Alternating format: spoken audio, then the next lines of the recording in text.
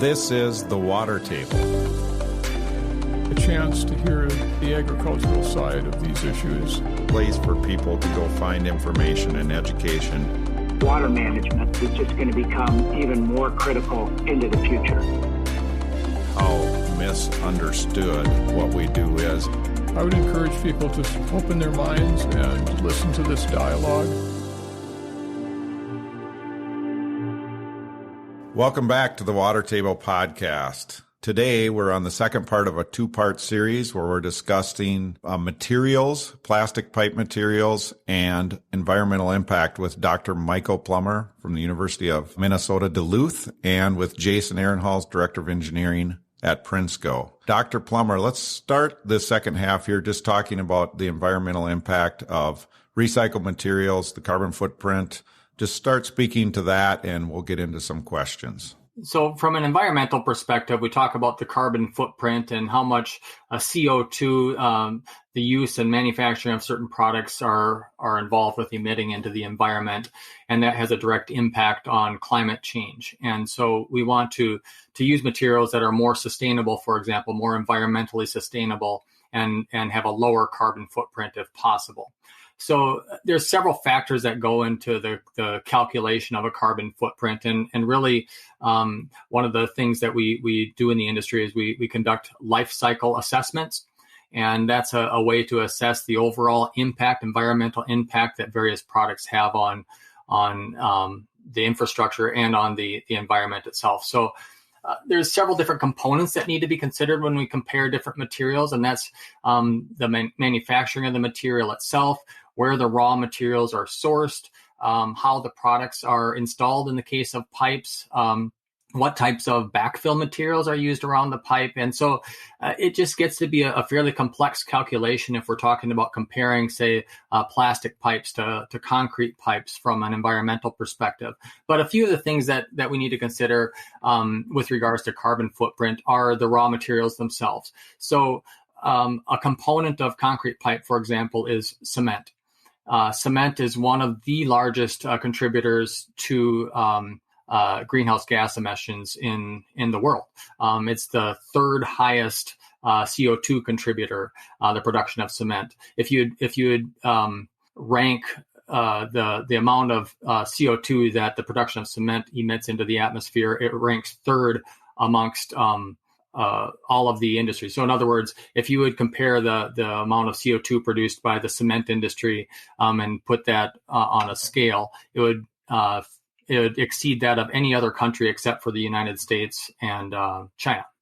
So there's a lot of CO2 that's produced in the cement production process. That said, cement is a fairly small component of concrete pipe. So cement is just one of the elements that go into concrete. So when we talk about comparing the impact, I think there could be definitely some merit in saying let's minimize our cement use, but cement isn't the only component of concrete pipe. There's also aggregates and there's sand and other things in there. So it's a little bit difficult to compare directly. I would say this, though, that we know that we can greatly reduce the environmental impact of corrugated HDPE pipe by incorporating recycled materials. And why is that? Well, it's because the process of producing virgin materials is much more, has a much higher environmental impact contributor to CO2 than the process of producing using recycled materials in those products. So if we can offset some of the virgin materials that are in our drainage pipes, for example, we can really improve their environmental footprint. So using pipes manufactured with recycled materials has a significant impact on the environment from a CO2 standpoint.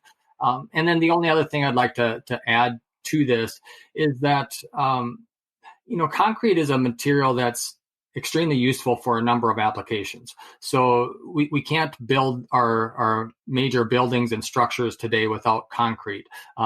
They're a required element for many roads. They're a required element it's a required material for bridges. So there's a lot of applications for concrete. I would argue that drainage pipe isn't one of the areas where we need to use concrete.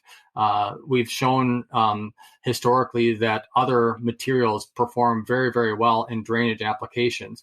So I think a good environmental argument could be made to say, let's divert some of those concrete materials and save those concrete materials for those applications where they're absolutely critically necessary, and use other alternative materials that may have a better environmental footprint on those applications that really need it, such as agricultural drainage. Yeah, and that leads to also to, and a question for Jason around, when you are choosing between the two products, Dr. Pluimer did a nice job of talking about the environmental side, and it makes complete sense to me why you would just choose recycled plastic.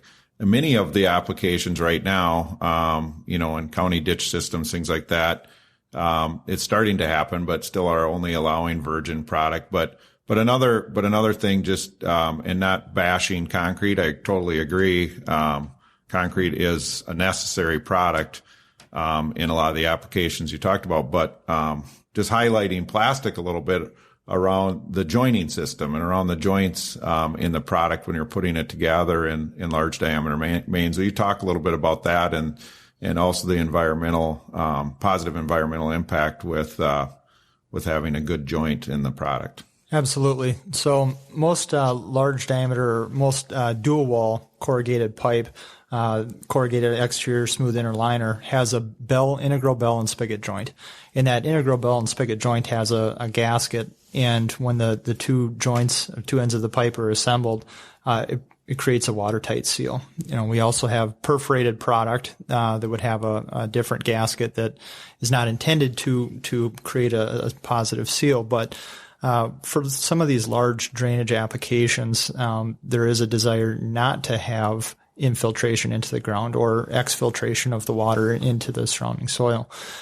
So having a superior joining system like we do with corrugated plastic allows for that water to essentially be conveyed to the appropriate location.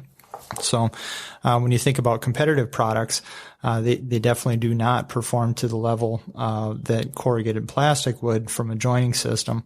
We talk about watertight within our industry, and we do testing of finished product. We put that together in a laboratory environment and pressurize that to 10 to 15 psi, and which is a tremendous amount of pressure for these large diameter pipes. And when you think about the ability to convey water and handle head pressures that you would see in some of these large drainage applications where you have a lot of fall over a great distance, having a system that can handle those type of surge pressures when you have large rain events where all that water is coming into the pipe at once, you want to have confidence that not only the pipe itself will perform, but that the joint will perform as well.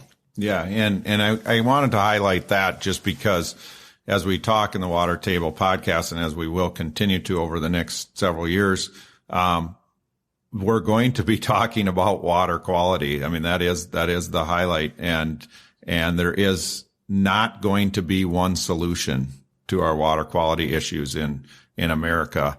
And in agriculture, it'll probably be different. It might be wetlands, it might be bioreactors, it'll be a lot of different things. In our other markets and in cities and things, it will be some water harvesting, which is going to require a bottle tight joining system on your product, which is still a challenge for any industry.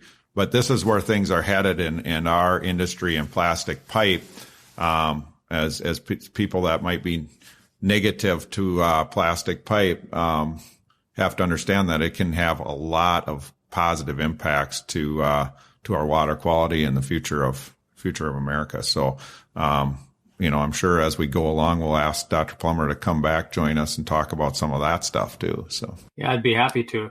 If I can add just to what Jason was saying as well, when we talk really about making decisions on the materials and products used in our infrastructure, whether it's buried pipes or whether it's above ground infrastructure, from an engineering perspective, the two key buzzwords we often talk about now, today, and over the last decade especially, are sustainability and resiliency.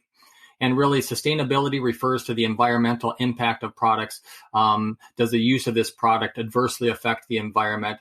Does it adversely affect specifically future generations? So that goes into the question on sustainability. what Jason was talking about with joint performance really is related to resiliency. How resilient is this product to adverse applications, adverse threats that may come to the product? Can it adapt? Can it adjust? Can it handle these adverse events? And certainly the performance of the joint is a critical function with regards to that. And it not only affects the performance of the drainage system itself, but a lot of the surrounding materials. So if you think about it, if a joint is starting to fail, it's going to cause infiltration of those soils around the product, which can ultimately lead in roadways to sinkholes, for example, or sinkholes in parking lots. It can lead to collapses of structures because of this erosion of the soils into the joints. So it is a really critical component of the resilient aspect when we talk about sustainability and resiliency. For sure. And that's important also just purely in the agricultural application from the standpoint of erosion. And you mentioned that, but, we want to keep as much of our topsoil where it belongs on the field and, use that for growing our crops and having world-class production. And if we have issues of erosion, whether it's erosion of water across the surface because you don't have a proper drainage system, or erosion because you improperly put your main in, or you didn't have the right joining system, all of that is something that we don't want to have in our industry, because we lose the topsoil and because it creates pollution downstream with all of that topsoil in the water system. So I just want to thank both of you guys for joining us today. Some pretty compelling discussion about materials from a couple of guys that are knee deep in it every day. And at the Water Table Podcast, as we're closing here, we'd like to give both of you the opportunity to give us your Water Table takeaways. What do you want to leave the audience with is what the Water Table takeaways is all about. And we'll start with Jason Ahrenholz. Sure. So we talked a lot today about recycled materials and how there's been a lot of advancements in the industry as of late and with Dr. Pluimer's work. But the reality is that recycled material usage for corrugated pipe is nothing new. There's a tremendous amount of history with the use of recycled materials, and there's a proven performance that can be shown really across the nation and across the world with the ability to reuse recycled materials, reuse post-consumer and post-industrial materials for corrugated pipe, and allows the customers to rest assured that they are receiving a quality, high-quality product. Thank you. Thank you. Dr. Pluimer, what would you like to leave the audience with? I think I'd just like to say, as I mentioned earlier about my work and some of my work on my dissertation, what led me into going back into the classroom and into the university is a desire to help train and educate the next generation of scientists and engineers. And when it came to picking a subject or an area of focus for my research, the focus on more sustainable materials and the use of recycled materials, specifically in drainage pipes, was of interest to me. And the main reason it was of interest is because we have a lot of issues in the world. We have a lot of pollution issues. And I look to what our world's going to be like, what our planet's going to look like 10 years from now, 20 years from now, 50 years from now, 100 years from now. And the question is, what can I do? What can we do to help make it a better place for our children and for our grandchildren? And one of those areas is using more sustainable materials, more materials that have a lower impact on the environment. And I really can't think of a better way to invest time and energy than focusing on how we can improve the situation that we're in by using these more environmentally sustainable materials for these applications. And I'll say that that's really resonated with my students. Of all of the topics I cover in the classroom, and I teach a number of different classes. I teach structural steel design. I teach other materials classes. But of all of the things that I teach the students, the thing that resonates, I think, most with them is this idea of taking a problem, the problem of, say, plastic waste, pollution, and turning that into something that they can directly solve and impact and make the world a better place from. So, for example, when I talk to them and say, that Tide bottle that you're using to wash your clothes every week, or in the case of college students, maybe it's once a month, who knows, with some of my students, but that Tide bottle that you're using, Well, when you throw that into the recycling bin, think about what's going to happen. And the idea or the thought that Tide bottle probably has a 50% likelihood of ending up in a corrugated drainage pipe, serving a purpose for decades and maybe even over 100 years to come, is just a really, really positive thing. And I think that resonates more with my students than almost any other topic. So I guess that's the what I'd like to leave this podcast with is think about ways that we can do our part to help make the world a better place for future generations. And incorporating more recycled materials and more sustainable materials into our infrastructure is one way that we can do that. So I applaud the plastic pipe industry for being really proactive on this area. I really encourage other drainage industries to do the same. I think the concrete industry can do a lot of things to help improve the sustainability of their products. I think the metal pipe industry can do things. So I would just encourage everybody that's in infrastructure to consider and thinking about doing ways that we can produce products, quality products, in a more sustainable and environmentally beneficial manner. Yeah, I appreciate you saying that. I appreciate both of you being here. And, both of you may have heard my story, and I say it a lot, but where I get really excited and why I'm passionate about being a member of this industry is what our products do for the end user. And I can just add now to that story around, it starts with the Tide bottle. It starts with the Tide bottle and goes into the manufacturing of a plastic pipe, which gets manufactured and sold and ultimately in a farmer's field. And then that field grows a higher yielding crop, which puts more money in the farmer's pocket. When it puts more money in the farmer's pocket, he pays more taxes. When he pays more taxes, there's schools built, and there's communities that are built on the back of the farmers in rural America. And at the same time as all that, we're building a vibrant community in rural America. We're feeding the world. And if a college student can't get excited about that, I don't know what they can get excited about. So I just appreciate both of you being here, part of the Water Table podcast, and keep doing good work, both of you, and we'll see you again soon. Thank you very much. Yeah, thank you for the opportunity. It's been a pleasure. Yep, thank you.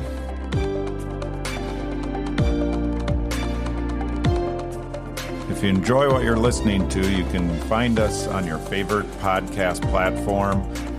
You can find us on Twitter or Facebook, and you can also find us at watertablepodcast.com. Thanks for listening.